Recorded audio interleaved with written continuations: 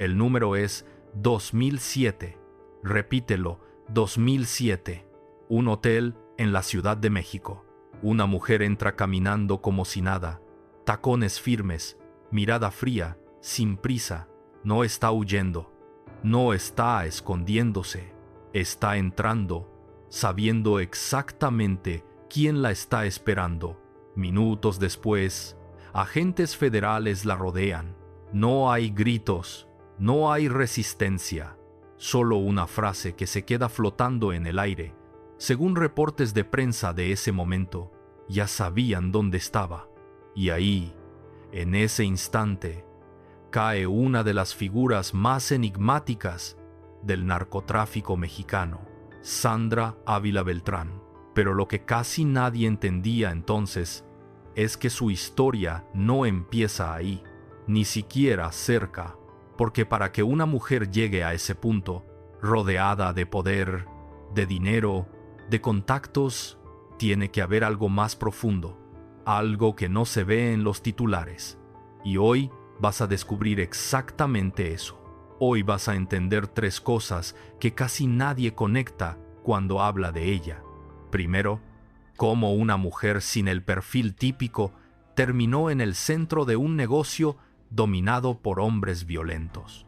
Segundo, el momento exacto en el que su vida dejó de ser una historia familiar y se convirtió en un juego de alto riesgo. Y tercero, la contradicción que aparece una y otra vez en documentos, declaraciones y versiones oficiales. Una contradicción que cambia completamente cómo se interpreta su poder. Y te voy a avisar cuando lleguemos a cada una, porque si te vas antes del final, te vas a perder el detalle que lo explica todo. Ahora, hay algo que tienes que tener claro desde el inicio. Esto no es una historia simple. No es la típica narrativa de criminal sube al poder. No, esto está documentado en expedientes, en entrevistas, en registros judiciales, pero también está lleno de zonas grises, de versiones que no encajan, de silencios incómodos. Y ahí es donde se pone interesante, porque cuando empiezas a revisar su origen, lo primero que encuentras no es violencia, es linaje, familia, historia. Sandra Ávila Beltrán nace el 16 de octubre de 1960 en Baja California, México. Y esto es clave, porque no es cualquier familia. Su apellido ya cargaba peso. Su padre, según múltiples reportes periodísticos y registros, estaba vinculado al narcotráfico. Y no solo eso, su tío era nada menos que Miguel Ángel Félix Gallardo. Sí, ese nombre, uno de los fundadores del Cártel de Guadalajara, uno de los hombres que estructuró lo que después se convertiría en el narcotráfico moderno en México. Esto está documentado y cambia todo, porque entonces la pregunta ya no es ¿cómo llegó Sandra al narcotráfico? La verdadera pregunta es otra. ¿Era posible que no llegara? Desde niña, crece en un entorno donde el poder no se explica, se observa, donde el dinero no se presume, se entiende, donde las reglas no se enseñan, se viven. Y aquí viene algo importante. No hay registros públicos que documenten una entrada oficial de Sandra al narcotráfico. No existe un momento claro, no hay una fecha exacta donde alguien diga, aquí empezó todo. Y eso no es un detalle menor, porque cuando no hay inicio claro, es porque el contexto ya estaba ahí desde antes. Pero lo que sí está documentado es que su vida no siguió el patrón típico de los grandes capos. No hay historias de violencia extrema en sus primeros años. No hay registros de guerras territoriales encabezadas por ella, y eso genera una contradicción inmediata. ¿Cómo alguien sin ese historial visible termina siendo considerada una figura clave dentro del narcotráfico? En unos minutos lo vas a entender, pero antes hay un punto de quiebre que lo cambia todo. y no tiene que ver con dinero, tiene que ver con una pérdida. Según diversas investigaciones periodísticas, Sandra Ávila tuvo una relación con un comandante de la policía judicial, un hombre que, en teoría, estaba del otro lado. La relación termina de forma abrupta. Él es asesinado, y aquí es donde empiezan las versiones. Algunas fuentes señalan que este evento marcó un antes y un después en su vida, que a partir de ahí, su vínculo con el mundo del narcotráfico se vuelve más directo. Pero ojo, no hay una confirmación absoluta que establezca este momento como el detonante. Es una interpretación basada en reconstrucciones periodísticas. Y eso importa, porque desde aquí, la historia empieza a dividirse. Por un lado, la versión oficial. Por otro, la narrativa mediática. Y en medio, una figura que nunca termina de encajar del todo. Pero lo que sí está claro es que su nombre empieza a aparecer, primero de forma discreta, después cada vez más frecuente, vinculada a operaciones financieras, a conexiones estratégicas, a movimientos que no hacen ruido, pero que sostienen estructuras completas. Y aquí es donde tienes que poner atención, porque el poder en ese mundo no siempre es visible. A veces, el que no dispara es el que mueve todo, y Sandra Ávila empieza a encajar en ese perfil. Una figura que no está en la línea de fuego, pero tampoco está fuera del juego. Según investigaciones de autoridades mexicanas y estadounidenses, su nombre se relaciona con operaciones de tráfico de drogas hacia Estados Unidos, especialmente vía marítima. De ahí, uno de los apodos que más se repite en medios: la Reina del Pacífico. Pero aquí viene la primera grieta importante. Ese apodo no proviene de un expediente oficial, es un nombre que se populariza en medios, y eso cambia cómo se percibe su figura, porque una cosa es lo que dicen los documentos y otra muy distinta, lo que construye la narrativa pública, y esa diferencia es clave para entender su historia, porque mientras más crece su fama, más difícil se vuelve separar realidad de mito. Y justo ahí es donde aparece el siguiente nivel de esta historia. Uno que no tiene que ver solo con narcotráfico, sino con algo mucho más grande, mucho más incómodo. Pero eso todavía no lo voy a nombrar, porque antes tienes que entender cómo pasó de ser un nombre en segundo plano a convertirse en un objetivo internacional. Y cuando eso ocurre, ya no hay forma de regresar. El cambio no fue inmediato, no fue un día para otro, fue más bien una acumulación silenciosa, nombres que empiezan a repetirse en reportes, rutas que coinciden, operaciones que, cuando las unes, empiezan a dibujar algo más grande, y en medio de todo eso, aparece ella, no como protagonista visible, sino como un punto de conexión. Eso es lo que señalan distintas investigaciones. No una jefa en el sentido clásico, no una figura armada liderando células, sino alguien que entendía cómo se movía el dinero y, más importante aún, con quién se movía. Y aquí es donde la historia da un giro incómodo, porque según expedientes judiciales y reportes de autoridades, su nombre comienza a vincularse con estructuras que operaban tráfico de cocaína desde Sudamérica hacia México y posteriormente a Estados Unidos. No es un detalle menor. Estamos hablando de rutas internacionales, de coordinación entre organizaciones, de logística compleja. Esto se puede rastrear. Pero hay algo que no termina de encajar del todo, porque mientras algunas versiones la colocan en el centro de esas operaciones, otras la describen como una intermediaria, una facilitadora, y esa diferencia cambia todo, porque no es lo mismo dirigir que conectar, no es lo mismo ordenar que hacer posible, y, sin embargo, en muchos expedientes, Esa línea es borrosa. Y aquí viene una pregunta incómoda. Si no era la que ejecutaba, ¿por qué su nombre empieza a pesar tanto? En unos minutos lo vas a entender, pero primero hay que ir a un punto específico. Año 2002. Un decomiso en Manzanillo, Colima. Más de 9 toneladas de cocaína aseguradas en un buque procedente de Colombia. Repítelo. 9 toneladas. Esto no es menor. Esto es una operación de gran escala. Según autoridades mexicanas, ese cargamento estaba vinculado a una red en la que aparecía el nombre de Sandra Ávila Beltrán. Esto fue reportado por la Procuraduría General de la República en su momento. Ahora hay que decirlo como es. Esa vinculación forma parte de la acusación, no de una sentencia directa por ese evento específico.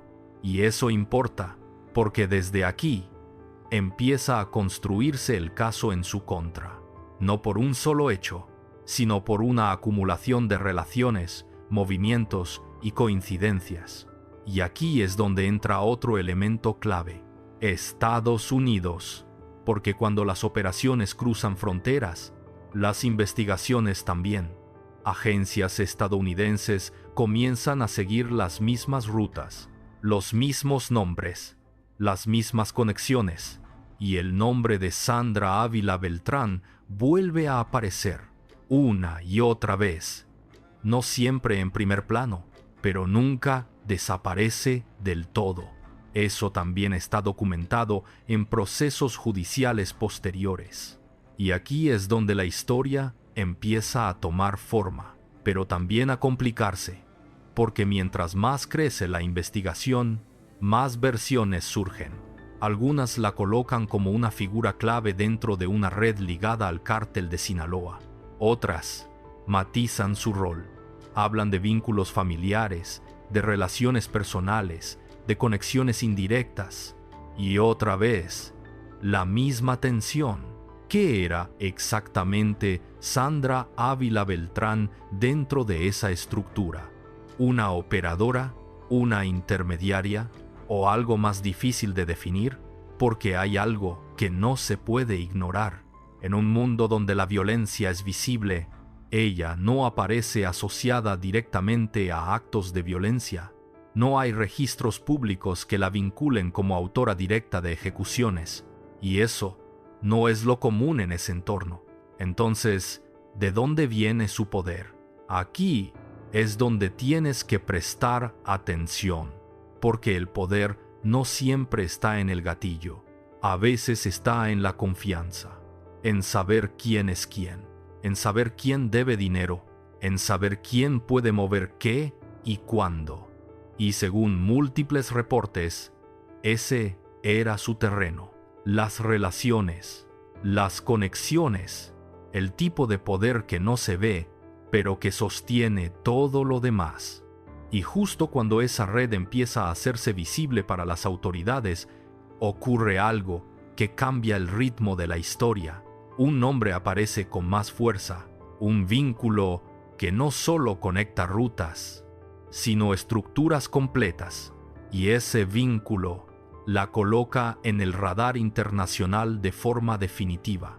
A partir de ahí, ya no era solo una figura observada, se convierte en objetivo, y cuando eso pasa, todo se acelera.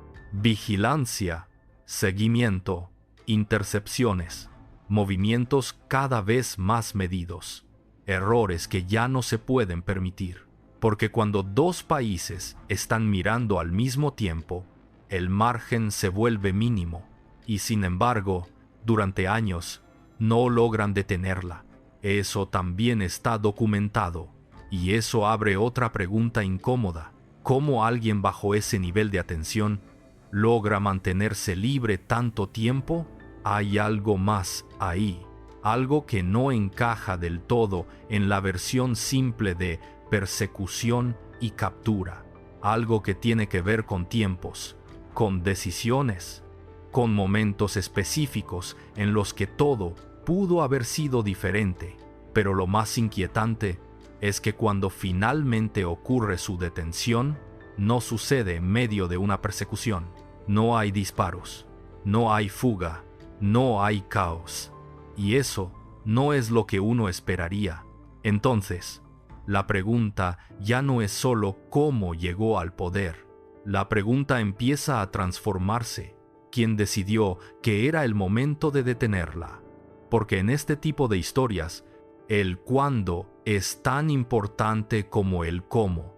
Y cuando empiezas a revisar ese momento, aparecen detalles que no encajan del todo con una captura común. Detalles que, si los conectas bien, cambian completamente la lectura de lo que estaba pasando detrás. Pero para entender eso, hay que ir justo antes de ese punto, a una relación, a una conexión específica que no solo explica por qué su nombre se vuelve internacional, sino por qué, a partir de ahí, ya no había forma de que esta historia terminara bien. Ese nombre no aparece de inmediato, no es algo que salte en los primeros reportes, pero cuando lo hace, todo empieza a tomar otra dimensión. Juan Diego Espinosa Ramírez, alias El Tigre, un hombre señalado por autoridades como operador dentro de redes de tráfico de cocaína con conexiones en Colombia, y aquí es donde la historia se vuelve más delicada, porque según investigaciones oficiales, Sandra Ávila Beltrán mantenía una relación cercana con él, no solo personal, también operativa, de acuerdo con la acusación. Esto se menciona en expedientes tanto en México como en Estados Unidos, pero otra vez, hay que decirlo con precisión, la naturaleza exacta de esa relación no está completamente documentada en todos sus detalles. Hay versiones, hay reconstrucciones, pero no hay una narrativa única y cerrada.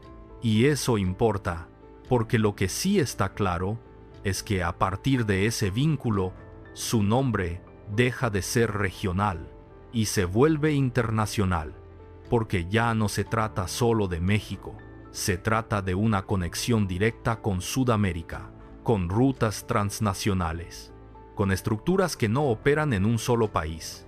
Y eso cambia completamente el nivel de atención, porque cuando conectas esos puntos, ya no estás hablando de una figura aislada, estás hablando de una pieza dentro de algo mucho más grande.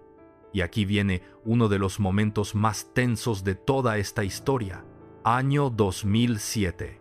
Autoridades mexicanas ubican a Juan Diego Espinosa Ramírez, es detenido, y casi al mismo tiempo, el nombre de Sandra Ávila Beltrán aparece ligado directamente a él en las investigaciones.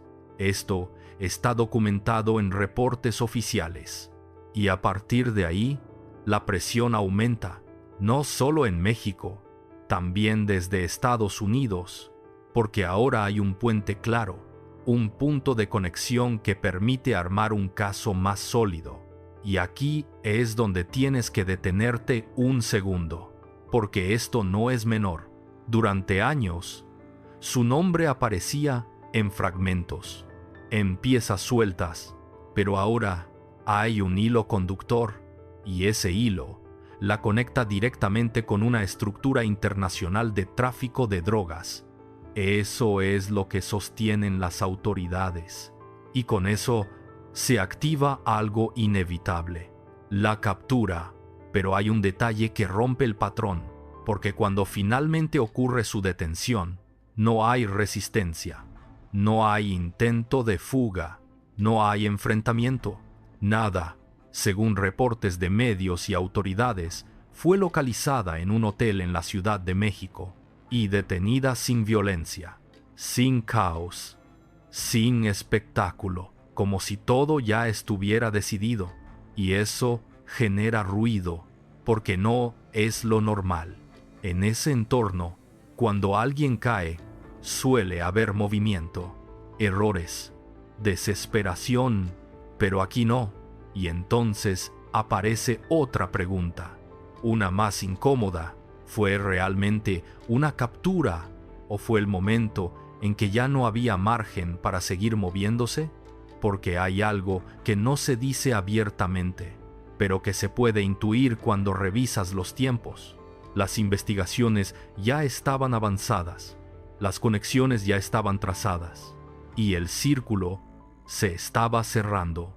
Esto se puede rastrear, pero lo más interesante no es solo cómo cae, es lo que pasa después, porque en ese momento la narrativa pública explota.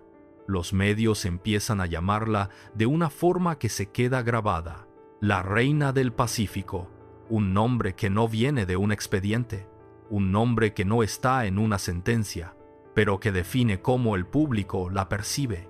Y ahí empieza otra historia, la historia mediática, porque a partir de ese momento, Sandra Ávila Beltrán deja de ser solo una investigada, se convierte en símbolo, en narrativa, en personaje. Y cuando eso pasa, la realidad empieza a mezclarse con la construcción pública, con lo que vende, con lo que impacta, con lo que genera atención. Y aquí es donde la historia se vuelve aún más compleja, porque mientras afuera se construye esa imagen, adentro, en los expedientes, se está armando algo muy distinto. Un caso, con pruebas, con acusaciones, con contradicciones. Y ahí es donde empieza el verdadero conflicto, porque lo que se dice públicamente no siempre coincide con lo que se puede probar. Y esa diferencia va a marcar todo lo que viene después, porque una cosa es ser llamada reina y otra muy distinta es que eso se sostenga frente a un juez. Y cuando ese momento llega, cuando el ruido mediático se apaga y lo único que queda es lo que está en el expediente, es cuando esta historia empieza a romperse por dentro. Y lo que aparece ahí no encaja con lo que todos creían, porque cuando todo se traslada al terreno judicial, ya no importan los apodos, no importa la Reina del Pacífico, no importa la narrativa, importa lo que se puede probar. Y ahí es donde empiezan los problemas, porque una cosa es lo que se sospecha y otra, muy distinta, lo que se sostiene en un tribunal. Tras su detención en 2007, Sandra Ávila Beltrán es presentada ante las autoridades mexicanas. Se inicia un proceso formal, cargos relacionados con delincuencia organizada, operaciones con recursos de procedencia ilícita y, según solicitudes posteriores, también con fines de extradición hacia Estados Unidos por acusaciones vinculadas al tráfico de drogas. Esto está documentado, pero aquí viene el primer choque fuerte. El caso no avanza de forma limpia, no es una línea recta. Empieza a llenarse de obstáculos, de recursos legales, de amparos, de resoluciones que se impugnan, y eso ralentiza todo. Años, no semanas, no meses, años. Y aquí es donde tienes que prestar atención, porque cuando un caso de este nivel se prolonga tanto, no es casualidad, hay fisuras, y esas fisuras empiezan a notarse en puntos específicos. Por ejemplo, la solidez de las pruebas, porque según resoluciones judiciales posteriores, varias de las acusaciones en México no logran sostenerse completamente en juicio. No se acreditan de la forma en que se presentaron inicialmente. Esto se puede rastrear en sentencias y reportes legales. Y eso cambia la percepción, porque entonces ya no estás frente a una historia de captura definitiva, sino frente a un proceso que empieza a debilitarse. Y aquí aparece una contradicción brutal.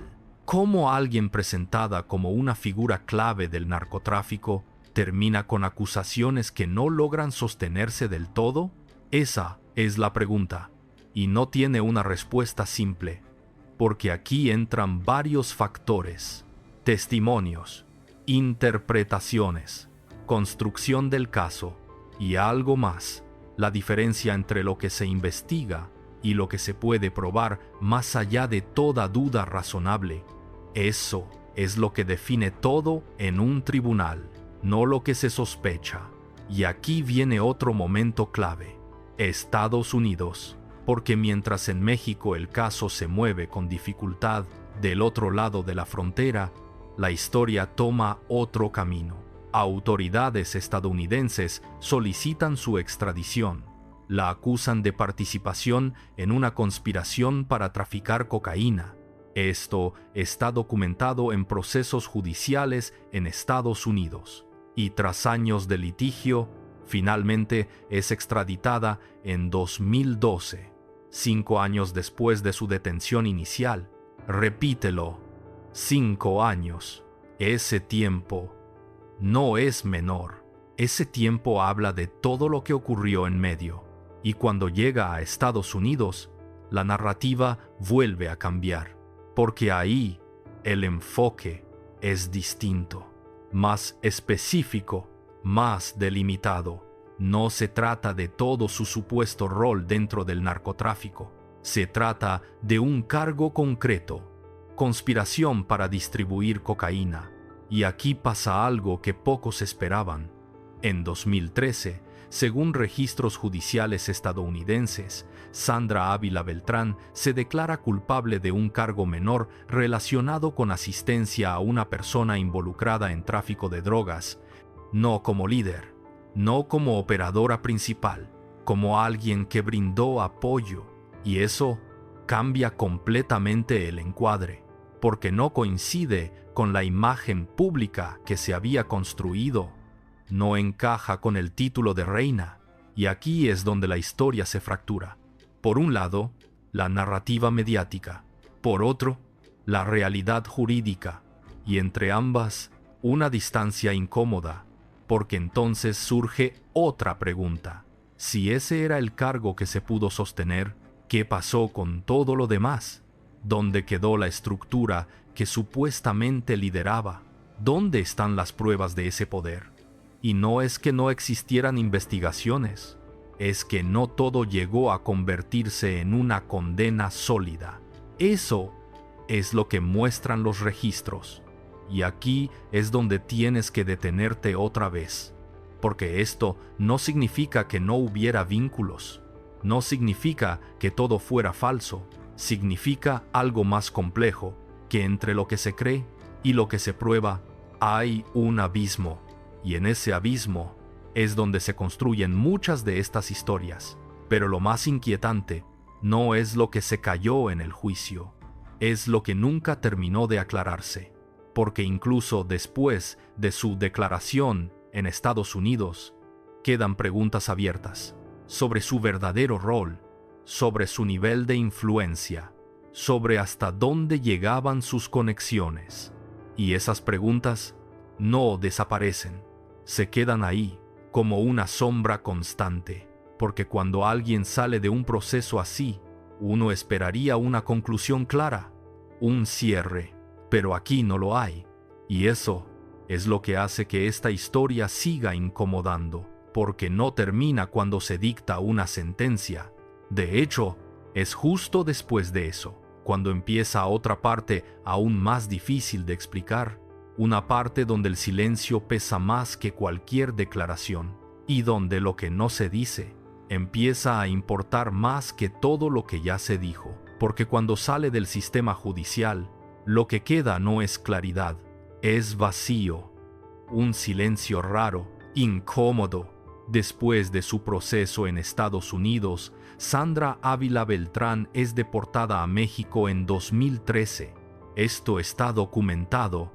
Y aquí viene algo que no muchos esperaban. Al regresar, no vuelve a prisión por los mismos cargos que la habían llevado ahí en primer lugar. No hay una cadena de sentencias acumuladas. No hay un proceso que la retenga indefinidamente. Lo que hay es otra serie de resoluciones. Y poco a poco, su nombre empieza a desaparecer del sistema penal. No de los medios, no de la memoria colectiva, pero sí del expediente activo, y eso genera otra grieta, porque si alguien fue presentada como una figura central, ¿cómo es que termina fuera, no absuelta en todos los sentidos? pero tampoco condenada como muchos esperaban. Aquí es donde la historia se vuelve incómoda de verdad, porque no encaja en el molde. No es la típica caída definitiva, ni tampoco una exoneración total que limpie todo. Es algo intermedio, difuso, y eso es lo que más desconcierta, porque obliga a hacer una pregunta que casi nadie quiere hacer. ¿Se exageró su papel? O peor, se construyó una narrativa que no correspondía del todo con lo que se podía probar. No hay una respuesta única, pero hay elementos que apuntan en distintas direcciones. Por un lado, autoridades de ambos países sí la vincularon con redes de tráfico de drogas. Eso está en expedientes. Por otro, las condenas concretas no reflejan el nivel de poder que se le atribuía públicamente. Y esa diferencia sigue ahí, sin resolverse del todo, pero hay algo más, algo que empieza a aparecer cuando ya está fuera.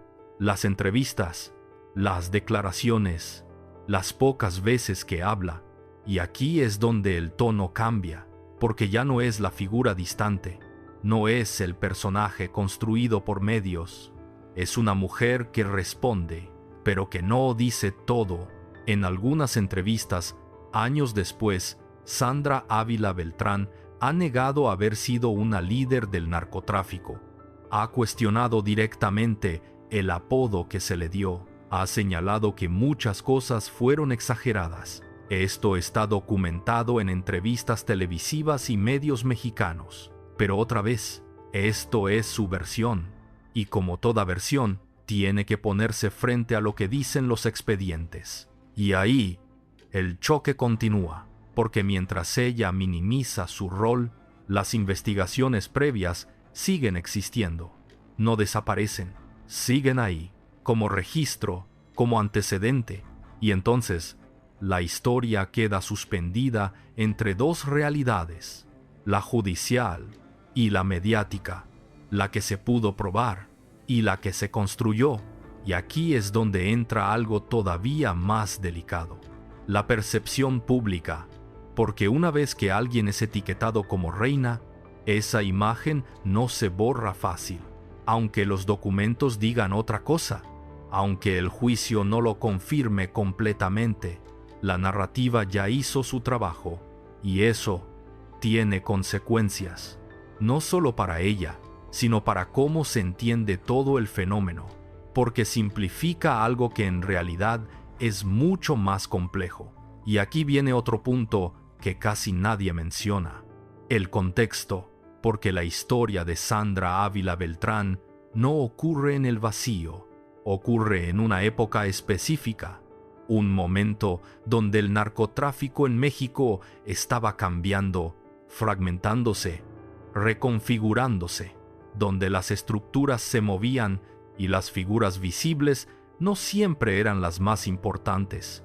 Y en ese contexto aparecen perfiles como el suyo, menos visibles, menos violentos en apariencia, pero profundamente conectados, o al menos eso es lo que sugieren varias investigaciones. Y entonces la pregunta cambia otra vez. Ya no es solo quién era Sandra Ávila Beltrán, sino qué representaba, porque su historia empieza a parecer menos individual y más un reflejo de cómo operaba ese mundo en ese momento. Un mundo donde el poder no siempre se grita, a veces se negocia, se administra, se oculta, y justo cuando parece que todo se está apagando, cuando su nombre deja de estar en titulares constantes, aparece algo inesperado, algo que la vuelve a poner en el centro, pero no por una investigación, no por una captura, sino por algo completamente distinto, algo que mezcla cultura, dinero y una nueva forma de poder. Y eso abre una pregunta aún más incómoda, porque ya no se trata de lo que hizo en el pasado, sino de quién tiene derecho a contar esa historia y quién se beneficia de ella. No fue una detención, no fue una investigación nueva, fue una historia, una historia que no salió de un expediente, sino de una canción, y eso cambia todo. La Reina del Sur. Aunque muchos lo confunden, el punto de quiebre mediático viene con la novela de Arturo Pérez Reverte, publicada en 2002. Una historia sobre una mujer dentro del narcotráfico, inteligente, fría, estratégica. Y aquí es donde empieza el ruido, porque desde su lanzamiento comienzan las comparaciones. Medios, analistas, lectores empiezan a señalar similitudes con Sandra Ávila Beltrán, no como confirmación oficial, sino como interpretación. Y eso es clave, porque el propio autor ha mencionado en entrevistas que se inspiró en múltiples fuentes reales, no en una sola persona. Esto está documentado, pero la narrativa pública no funciona así. La gente no quiere matices, quiere un rostro, y ese rostro termina siendo el de Sandra Ávila Beltrán. Y aquí es donde la historia se vuelve incómoda de verdad, porque ya no estamos hablando de lo que hizo, sino de lo que representa. Y cuando una historia se vuelve símbolo, empieza a generar dinero. Series, adaptaciones, derechos, La Reina del Sur. La historia se expande, se convierte en un fenómeno cultural, y con eso, el nombre vuelve a circular, pero ahora en otro terreno, no en tribunales, no en expedientes, en entretenimiento.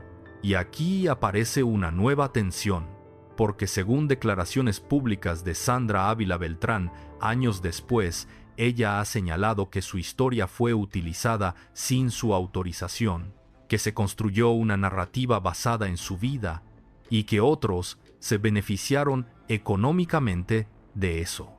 Esto ha sido mencionado en entrevistas y acciones legales iniciadas por ella en México. Pero otra vez, esto es su versión, y como toda versión, no es la única, porque desde el otro lado, no hay un reconocimiento oficial de que el personaje esté basado directamente en ella.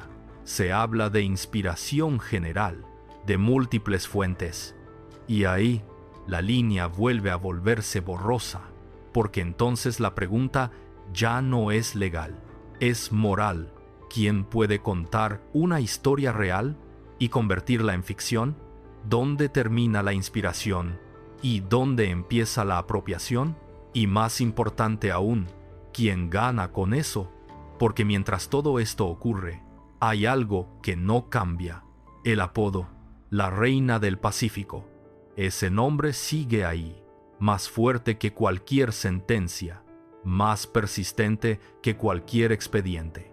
Y eso tiene peso, porque al final, la percepción pública no se rige por resoluciones judiciales, se rige por lo que se recuerda, y lo que se repite, y lo que se vuelve historia popular. Pero aquí viene algo que pocos ven. Mientras afuera su historia se convierte en contenido, adentro queda una pregunta sin responder, una que ni los tribunales, ni los medios, ni las entrevistas terminan de resolver. ¿Realmente fue la figura que todos creyeron? ¿O fue el producto perfecto de una época que necesitaba una cara, una historia, una reina? Porque cuando analizas todo junto, las fechas, las acusaciones, las resoluciones, las contradicciones, empieza a aparecer algo más complejo, algo que no encaja en blanco y negro, y eso es lo que hace esta historia peligrosa, porque obliga a cuestionar no solo a la persona, sino al sistema que construye estas narrativas. Y justo cuando parece que ya no hay más capas, cuando crees que todo se reduce a percepción contra realidad, aparece un último elemento, uno que no tiene que ver con lo que hizo, ni con lo que dijeron de ella, sino con lo que revela su historia sobre el momento exacto en el que México cambió y el narcotráfico dejó de ser lo que era para convertirse en algo mucho más grande. Ese momento no tiene una sola fecha. No hay un día exacto donde todo cambie. Pero cuando revisas los años, finales de los 90, principios de los 2000, empiezas a ver el patrón. El narcotráfico en México deja de ser una estructura relativamente centralizada y empieza a fragmentarse. Esto está documentado en múltiples investigaciones. Después de la caída de figuras clave como Miguel Ángel Félix Gallardo, las organizaciones comienzan a dividirse, a competir, a reconfigurarse, y con eso cambia la forma de operar. Ya no es solo control territorial, es logística, es dinero, es conexión internacional. Y aquí es donde la historia de Sandra Ávila Beltrán empieza a tener otro sentido, porque su perfil encaja más con ese nuevo modelo, no el del capo visible, no el del jefe armado, sino el del operador que entiende redes, el que conecta puntos. Y eso, en ese momento, vale más que la fuerza, porque cuando las estructuras se fragmentan, alguien tiene que mantener los puentes, y según diversas investigaciones, ese tipo de figuras empiezan a ganar peso. No siempre aparecen en los titulares, pero están ahí, sosteniendo acuerdos, facilitando rutas, moviendo dinero sin hacer ruido. Y aquí viene algo que incomoda, porque este tipo de poder es mucho más difícil de probar, no deja huellas tan claras, no se documenta con violencia visible, se mueve en conversaciones, en contactos, en decisiones que no siempre quedan registradas. Y eso explica en parte por qué su caso es tan difícil de cerrar de forma contundente, porque si su poder estaba en ese nivel, entonces no iba a aparecer en los mismos lugares que otros. Y aquí es donde la pregunta central empieza a tomar forma real. ¿Cómo llegó al centro del negocio? No fue por fuerza, no fue por una guerra, fue por posición, por contexto, por entender el momento exacto en el que el sistema estaba cambiando y aprovecharlo, o al menos eso es lo que sugieren varias lecturas de su caso. Pero hay algo más, algo que va más allá de su historia individual, porque cuando analizas ese periodo te das cuenta de que no es solo Sandra Ávila Beltrán, es todo un modelo que empieza a emerger, un modelo donde el poder se vuelve más invisible, más financiero, más internacional. Y eso marca el inicio de una etapa mucho más compleja del narcotráfico, una etapa donde ya no basta con capturar a una persona, porque las redes siguen funcionando, y aquí es donde su historia deja de ser solo suya y se convierte en un reflejo de cómo operaba ese mundo en ese momento, pero también de cómo se construyen las figuras dentro de él, porque cuando necesitas entender algo complejo, muchas veces lo reduces a un rostro, a un nombre, a una historia, y eso simplifica todo demasiado. Y aquí viene el punto más incómodo hasta ahora, porque si su figura fue amplificada por ese contexto, entonces la pregunta cambia otra vez. ¿Fue realmente una excepción o fue el ejemplo perfecto de algo que estaba pasando en silencio? Porque si era lo segundo, entonces su caso no es único, solo es el más visible, y eso es mucho más inquietante, porque implica que mientras todos miraban a una figura, había muchas más operando de la misma forma, sin nombre, sin apodo, sin historia mediática, y eso es lo que realmente cambia el juego. Pero hay un último detalle, uno que no está en los expedientes de la misma forma, pero que aparece cuando juntas todo, un patrón, uno que conecta su historia con algo más grande, algo que no se menciona directamente, pero que está ahí si sabes dónde mirar. Y cuando lo ves, ya no puedes volver a interpretar esta historia de la misma manera. Ese patrón no aparece escrito en una sola hoja.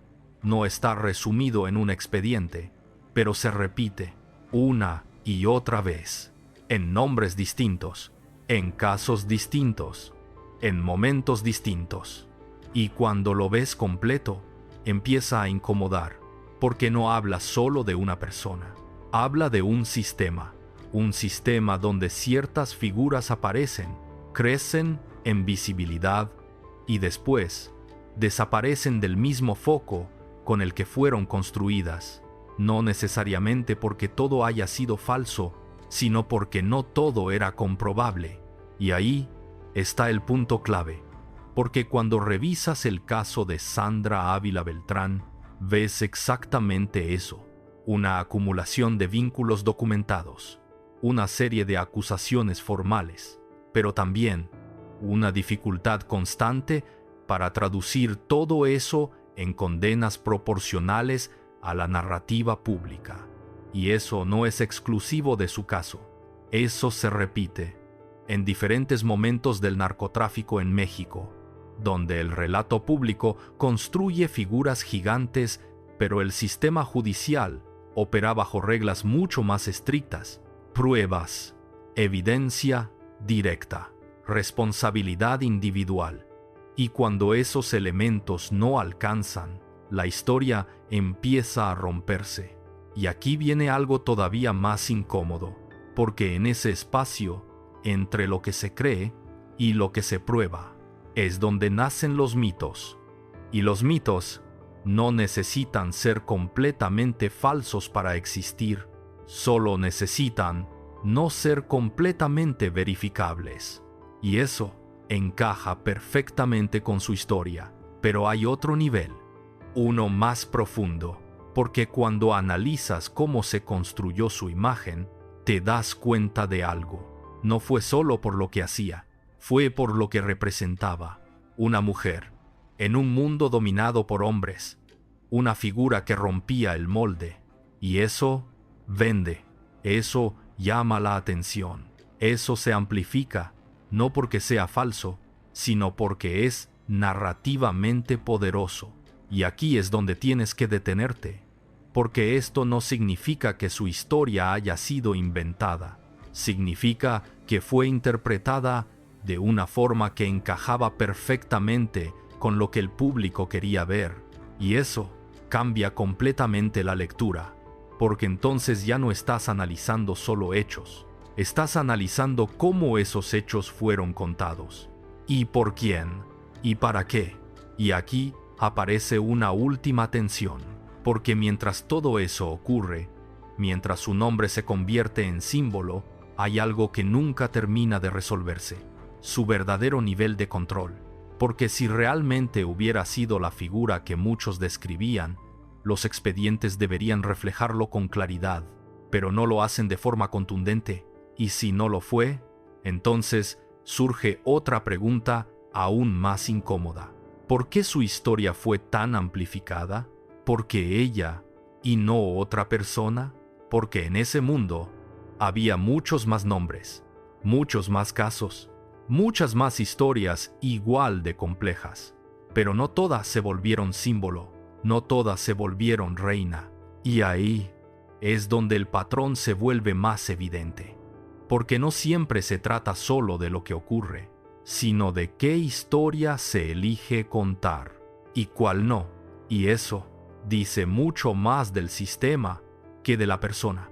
Pero todavía falta algo, un último ángulo, uno que no está en los expedientes, ni en los titulares, ni en las series. Uno que tiene que ver con lo que queda después del ruido, después de la narrativa, después de las versiones. Porque cuando todo eso se apaga, lo único que queda es una pregunta, una sola. Y esa pregunta es la que termina definiendo toda esta historia. Esa pregunta no está en los expedientes, no aparece en una sentencia, pero es la única que queda cuando todo lo demás se cae. ¿Quién era realmente Sandra Ávila Beltrán? Sin el ruido alrededor, sin el apodo, sin la narrativa, sin la construcción mediática. porque cuando le quitas todo eso, lo que queda es mucho más difícil de definir. Y eso incomoda, porque el cerebro quiere certezas, quiere etiquetas, quiere una historia clara, pero aquí no la hay. Lo que hay es una figura que se mueve entre dos mundos, el de los documentos y el de la percepción, y ninguno de los dos la explica completamente. Por un lado, los registros muestran vínculos, relaciones, investigaciones que la colocan cerca de operaciones relevantes. Eso está ahí, se puede rastrear. Por otro, las resoluciones judiciales no construyen la figura de poder absoluto que muchos asumieron, y eso también está ahí. Entonces, la historia no se resuelve, se divide, y en esa división es donde aparece algo más profundo, porque esto ya no es solo sobre narcotráfico, es sobre cómo entendemos el poder, porque durante años se nos ha enseñado a imaginarlo de una forma muy específica, visible, violento, directo, pero hay otro tipo de poder, uno que no se exhibe, que no necesita ruido, que no deja rastros tan claros, y ese es mucho más difícil de procesar, porque no encaja en la narrativa simple, y aquí es donde su historia se vuelve incómoda de verdad, porque obliga a aceptar algo que no gusta, que muchas veces las figuras más visibles no son necesariamente las más determinantes, y eso cambia completamente cómo interpretas todo, porque entonces el foco deja de estar en ella como individuo y se mueve hacia el sistema que la rodeaba, un sistema donde las relaciones importan más que las órdenes, donde el acceso vale más que la fuerza, donde saber es más poderoso que hacer. Y eso es mucho más difícil de juzgar, mucho más difícil de probar, mucho más difícil de contar, pero es real, y su historia encaja perfectamente en ese tipo de poder, o al menos eso es lo que sugieren los huecos que quedaron, porque al final lo que define esta historia no es lo que se comprobó, ni siquiera lo que se dijo, es lo que nunca terminó de encajar del todo. Las contradicciones, los silencios, las versiones que no se cruzan completamente, y eso es lo que la mantiene viva, porque mientras haya preguntas sin respuesta, la historia no se cierra, se transforma, se reinterpreta, se vuelve a contar, y cada vez con un matiz distinto, pero hay algo que ya no cambia, el contexto, porque más allá de quién fue o qué hizo exactamente, su historia pertenece a un momento específico, un momento donde todo estaba cambiando, donde el narcotráfico dejaba de ser una estructura simple y se convertía en algo mucho más complejo, más difícil de ver, más difícil de entender. Y eso es lo que realmente queda. No el nombre, no el apodo, sino lo que su historia revela sobre ese cambio. Pero hay un último punto, uno que no se puede ignorar, porque cuando una historia deja más preguntas que respuestas, no es un error, es una señal de que hay algo más profundo, algo que no se dijo completamente, o que nunca se pudo probar. Y cuando llegas a ese punto, ya no estás buscando culpables, estás intentando entender qué fue lo que realmente pasó detrás de todo. Y eso es donde esta historia finalmente te alcanza. Y cuando finalmente te alcanza, ya no puedes verla igual, porque entonces entiendes algo que no estaba claro al principio. Esto nunca fue solo sobre una persona, fue sobre un momento, sobre una forma de operar, sobre un sistema que necesitaba rostros para explicar algo que en realidad no tiene un solo rostro. Sandra Ávila Beltrán no encaja en una sola categoría. No es la figura absoluta que muchos imaginaron. pero tampoco es una presencia irrelevante dentro de esa historia. Está en medio, en ese punto incómodo donde convergen los hechos, las acusaciones, las percepciones y los silencios. Y ese punto es difícil de aceptar, porque no da una respuesta clara, no permite cerrar la historia con una conclusión limpia, pero es lo más cercano a la realidad que dejan los registros, porque si algo queda después de revisar todo, fechas, expedientes, resoluciones, declaraciones, es esto.